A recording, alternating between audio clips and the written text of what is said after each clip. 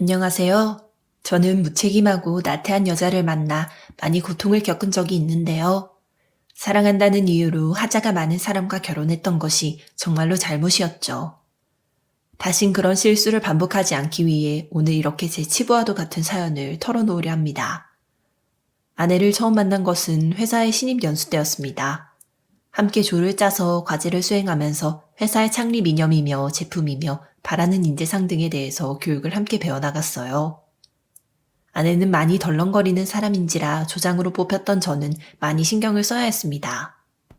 하지만 군대 시절이 생각날 정도로 빡센 스케줄을 진행하면서 다양한 활동을 함께 하다 보니 저절로 친해질 수밖에 없었어요. 연수 과정을 거친 이후에도 같은 부서에 배치됐고 자연스럽게 저희는 가까워질 수밖에 없었죠.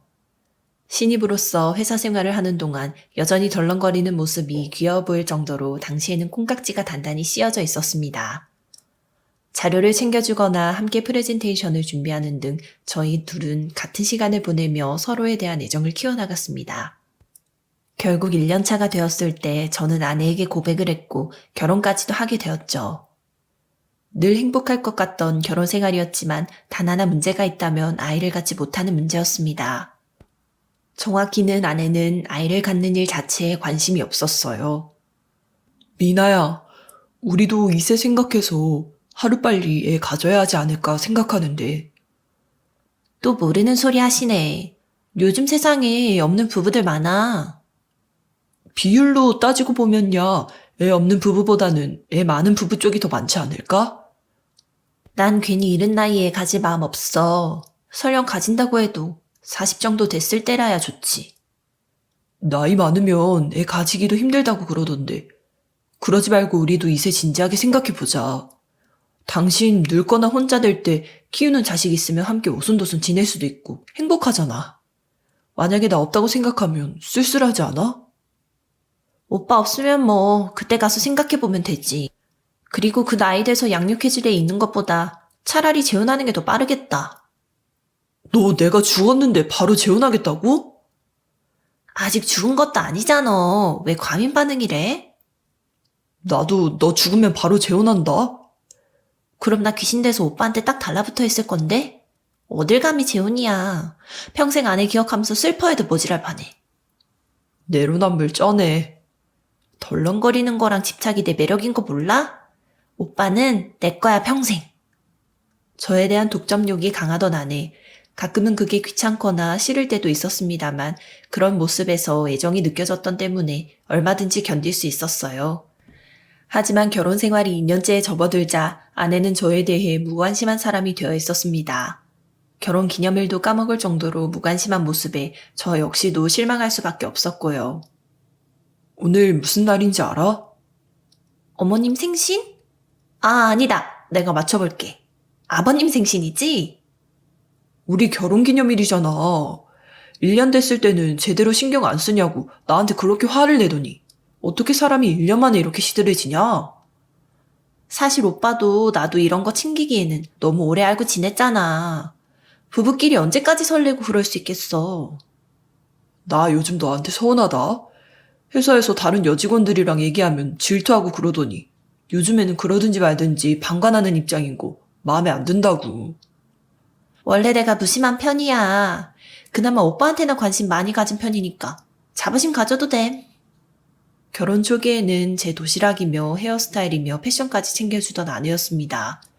결혼 생활이 2년을 넘어가고부터는 저에 대해서 잊고 덜렁거리는 일들이 많아졌습니다. 그제야 저는 아내의 덜렁거림이 성격이라기보다는 무관심의 표현이라는 것을 알게 됐죠. 아내의 무관심한 모습에 저 역시도 권태기가 올 것만 같아 제 나름대로 노력을 했습니다. 아내가 좋아하는 요리를 손수 만들기도 하고 목이며 어깨를 날마다 마사지해주며 애정 표현에 힘썼어요. 오빠가 나 신경 써주는 거 되게 고마우니까 나도 솔직하게 제안 하나 할게. 뭔데? 나 회사 그만두고 전업주부로 일하고 싶어. 우리 형편 빠듯한데? 빠듯하긴 해도 내가 더 아끼고 잘 쓰면 될 문제잖아. 그리고 나 회사 생활 때문에 맨날 혼나고 짐 빠지는 것도 이제 그만하고 싶어.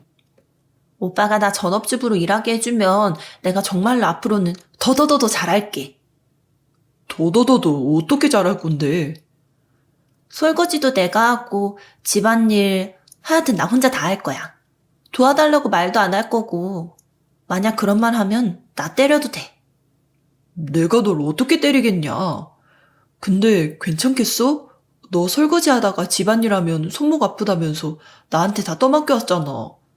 맞벌이 안 하니까 네가 집안일 하겠다는 거 말리진 않겠는데 이러다가 또 나한테 다 맡겨질 것 같아서 걱정이야. 아무리 내가 염치 없어도 직장 다니는 사람한테 집안일까지 시키겠어? 나도 염치라는 게 있는 사람이야.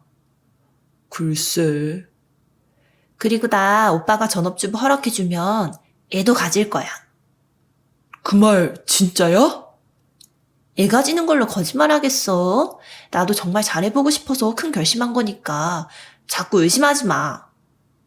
결국 저는 아내의 전업주부 생활을 허락해 주었어요. 마치 결혼 초기처럼 절 챙겨주는 아내의 모습에 잘한 결정이다 생각이 들었습니다. 도시락을 챙겨주고 내조에 힘쓰는 아내 덕분에 회사 일에 더 활력이 생겼고 성과도 낼 수 있었죠. 하지만 아내는 어느 순간부터 가사 활동을 미루거나 덜렁거리기 시작했습니다. 씻지 않은 수저를 내놓기도 하고 소금과 설탕을 헷갈려 짠 커피를 만드는 등 문제를 일으켰어요. 본인이 좋아하는 일에는 시간 가는 줄 모르고 열심히 하고 무관심한 일에는 한없이 나태하고 덜렁거리는 사람이 바로 아내란 사람이었습니다. 의아한 것이 있다면 집안일부터 저와 관련된 모든 일에 덜렁거리는 아내가 딱 하나 집중하며 흥미를 가지는 일이 있다는 것이었어요. 그것은 바로 헬스장에서 운동을 하며 몸을 관리하는 일이었죠. 아내는 아이를 가지는 데에도 바람직한 일이 아니냐며 고집을 부렸고 정기 회원권에 비싼 PT 강사를 고용까지 해가면서 운동이 열심이었는데요. 정작 운동은 열심히 하면서 저와는 거의 부부관계를 하지 않거나 스킨십에 질색하는 모습을 보여 이상하다고 생각하고 있었죠. 당신 운동 그만둬. 갑자기 운동을 그만두라니 무슨 말이야? 우리 애 가지는 거 분유값이며 이피로시며 기저귀며 들어갈 돈 한두 푼 아니야. 그런데 당신이 운동한다고 펑펑 쓰고 있으니까 내 월급으론 도저히 감당이 안 된다. 감당이 안 되면? 그럼 나 뒤룩뒤룩 살찌라고? 집에 처박혀서 우울하게 있으라고? 살찌라는 말도 아니고 우울하게 있으란 말도 아니야. 그리고 애 가지려고 운동 시작한다고 해놓고 정작 나랑은 전혀 그 일 신경도 안 쓰고 있잖아. 내가 애 낳는 기계니?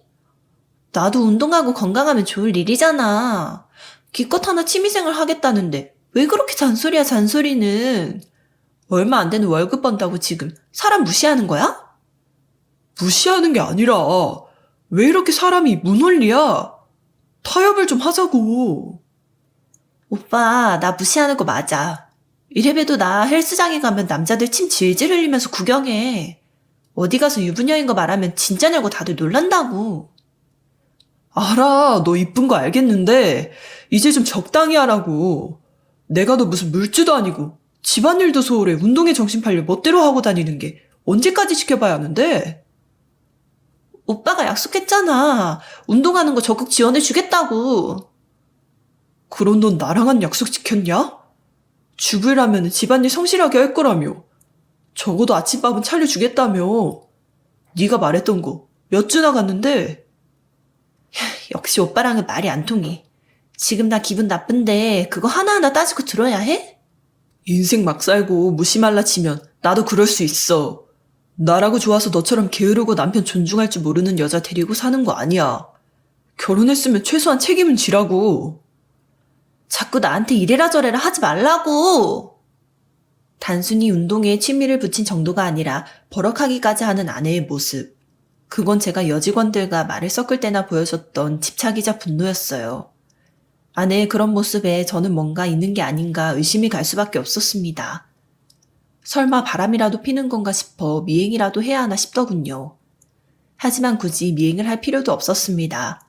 아내의 덜렁거리는 성격 탓에 쉽사리 외도를 알 수 있었거든요. 주말에 쉬는 날 여느 때와 같이 헬스를 가겠다던 아내. 어디에 정신이 팔렸는지 가방을 두고 갔더군요. 가방 안에는 평소 늘 들고 다니던 태블릿 PC가 놓여 있었는데요. 살펴보면 뭘 감추고 있는지 알 수 있겠다 생각이 들었습니다. 암호가 걸려 있었지만 자기가 관심 있는 일 외에는 대충대충인 사람답게 비밀번호는 1234였어요. 아내가 사용하는 메일이며 사진첩이며 클라우드를 뒤진 결과 그동안 아내가 절 정말이지 오랫동안 속여왔다 싶었습니다. 메일에는 펜션을 예약한 내역도 도착해 있었고 클라우드에 올라가 있는 사진첩에는 몸 좋은 남자와 식사를 하고 커플 데이트를 즐기는 사진이 잔뜩 있었죠. 몸이 유달리 좋은 것은 아마도 헬스장의 트레이너가 아닐까 싶었어요. 모텔로 보이는 곳에서 아내와 상간남이 가운을 입고 와인을 부딪히기까지 하는 사진을 보니 피가 거꾸로 솟는 기분이었습니다. 정말로 가관인 것은 다른 증거가 있을까 싶어 뒤지던 중 나온 피임약이었습니다. 아이를 갖겠다던 조건으로 회사를 그만뒀던 아내가 피임약이라니 정말로 이상할 수밖에 없는 얘기였죠. 단순히 바람을 피는 것을 넘어 저를 아주 철저히 기만하고 있었구나 치가 떨릴 지경이었습니다. 아내에게 외도 사실을 알리고 이를 폭로하는 것만으로는 분이 풀리지 않을 것 같았어요. 어떻게 아내가 저지른 죄의 대가를 치르게 할까 고민하던 중 떠오른 것은 장인 장모님이었습니다.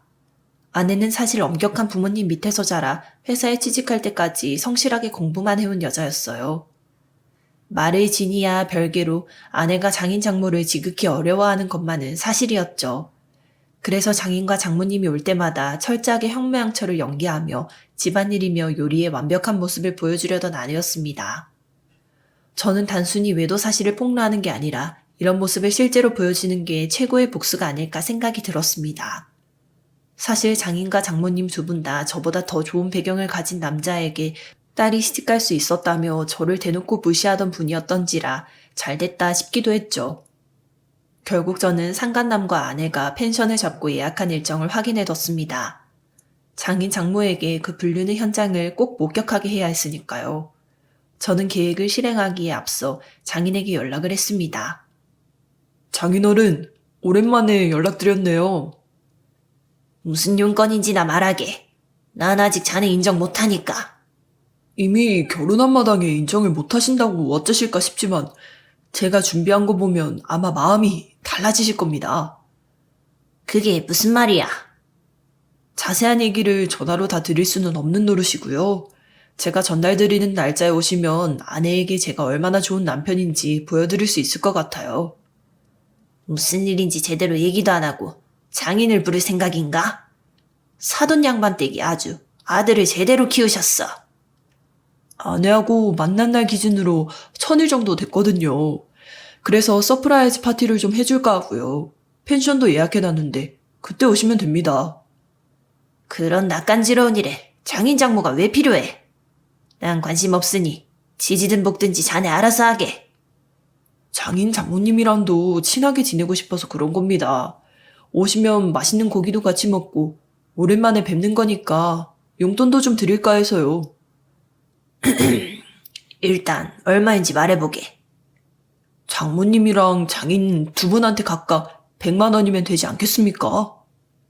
집사람은 내가 설득할 거니까 나한테 130, 집사람한테는 70으로. 알겠습니다. 역시 장인어른 수완이 좋으시네요. 아내가 누구한테 배웠는지 잘 알 것 같습니다. 자네랑 농당 따먹게 하고 싶지 않으니 알겠습니다라고만 대답하게. 저는 돈을 미끼로 힘겹게 장인과 장모를 모실 수 있었어요. 친구들과 모임에서 외박을 할 거라며 나가던 아내에게 어딜 싸돌아다니냐며 저는 끝까지 연기를 했습니다. 상간남과 뻔히 외도를 하러 가는 건 알고 있었지만 순순히 허락하면 이상한 낌새를 눈치챌지도 몰랐으니까요. 한편으로는 아내에게 이제라도 그만두길 바라는 종용이기도 했고요. 하지만 아내는 친구들과 꼭 만나러 가야 한다며 한사코 고집을 부리더니 기어이 상간남을 만나러 갔습니다. 결혼 생활이 이렇게 끝이 나는구나 생각하며 저는 차를 몰고 아내가 있을 펜션의 인근으로 이동했습니다. 대동한 장인과 장모에게는 부르면 나오라고 한 뒤 아내가 있을 펜션에 가서 한동안 지켜보고 있었죠. 유리창 너머로 펜션의 조명이 꺼지고 은은한 촛불 같은 것이 켜지는 모습에 이거다 싶었습니다. 바로 장인과 장모를 호출해 현장을 급습했는데 벌거벗고 있던 상간남과 아내가 이게 뭐냐며 혼비백산에서는 비명을 지르더군요. 황망해하는 장인과 장모를 두고 저는 불륜의 증거를 죄다 찍어두었습니다. 상간남은 바지만 챙긴 채로 그대로 도주했고 아내는 장모님과 장인에게 이 무슨 창피냐며 눈이 시퍼렇게 멍들 정도로 얻어맞았죠. 장인은 씩씩거리며 아내를 패다 제게 서슬퍼런 눈으로 묻더군요. 이거 설마 자네가 다 알고 계획한 건가? 아내를 위해서 서프라이즈 하려던 게 전부인데요. 지금 저한테 따지시는 겁니까? 따지다니. 자네 말투가 왜 그따위야? 어디 어른한테 그따위 말버릇으로. 임마, 네 애비가 그렇게 가르치지? 적어도 누구 딸처럼 배우자 속이고 바람피라고 가르치진 않았죠. 다른 집 가정교육 들먹이시기 전에 스스로 돌아보세요. 장인. 아니 아저씨. 쏘아붙이니 할 말이 없는지 장인은 입술을 떨더니 아내를 사정없이 때리더군요. 오빠, 이거 나한테 일부러 이런 거잖아. 네가 그러고도 인간이니? 뭘 일부러 이래. 난 너한테 서프라이즈 파티 해주고 싶어서 뿐이라니까. 어떤 의미로는 서프라이즈긴 하잖아. 악을 쓰는 아내를 비웃어주며 저는 자리를 벗어났습니다. 그리고 얼마 뒤 저는 이혼 소송과 함께 상간남 소송을 진행했죠. 덕분에 위자료를 비롯해 두둑하게 돈을 받을 수도 있었는데요. 1년 조금 넘은 연애와 2년 남짓한 결혼 생활이 파탄나고 보니 세상 참 헛살았다 싶은 마음이 들더군요. 책임감 없고 나태한 데다 충동만 쫓는 여자를 만나 참 많은 시간을 날렸다 싶었습니다. 지금도 아내는 자신을 다시 받아들여달라며 다신 그러지 않겠다 헛소리를 하고 있어요. 당분간은 누구를 만나고 싶은 마음이 없지만 혹시라도 인연이 닿게 된다면 절대 아내 같은 사람만은 만나지 않았으면 좋겠다는 생각뿐입니다. 사연을 들으시는 분들이 이제 새로 시작해야 할 제게 격려와 조언을 해주시면 감사하겠습니다.